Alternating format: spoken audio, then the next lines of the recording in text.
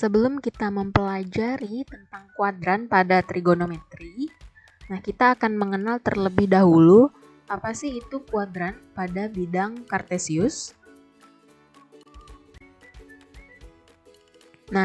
Pada materi trigonometri, kita kan seringkali menjumpai penjabaran sudut dalam koordinat kartesius.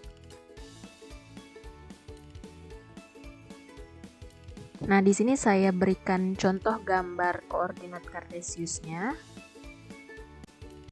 Oke, perhatikan koordinat kartesius berikut ini. Pada koordinat kartesius, kita perhatikan bahwa terdapat 4 bidang yang dibagi sama besar. Ini bidang pertama, ini bidang yang kedua, bidang yang ketiga, dan ini adalah bidang yang keempat. Keempat bidang yang dibagi sama besar tersebut disebut kuadran. Oke, kita perhatikan koordinat kartesius berikut ini. Pada bidang pertama yang diarsir, yang terletak di antara sudut 0 derajat sampai 90 derajat, kita sebut dengan kuadran pertama atau kuadran 1.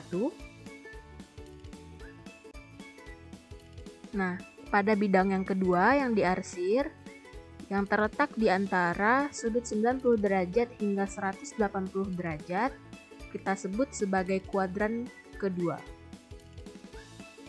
Selanjutnya, pada bidang ketiga yang diarsir, yang terletak di antara sudut 180 derajat hingga 270 derajat, kita sebut sebagai kuadran yang ketiga atau kuadran 3.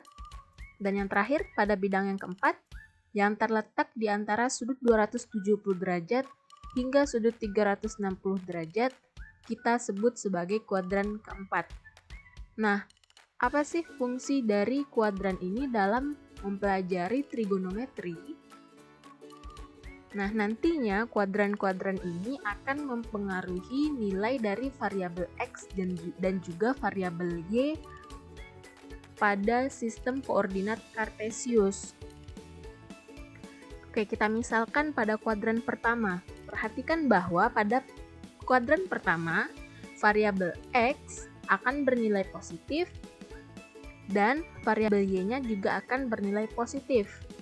Kita ambil contoh lain pada kuadran yang ketiga, variabel X-nya akan bernilai negatif dan variabel Y-nya juga akan bernilai negatif.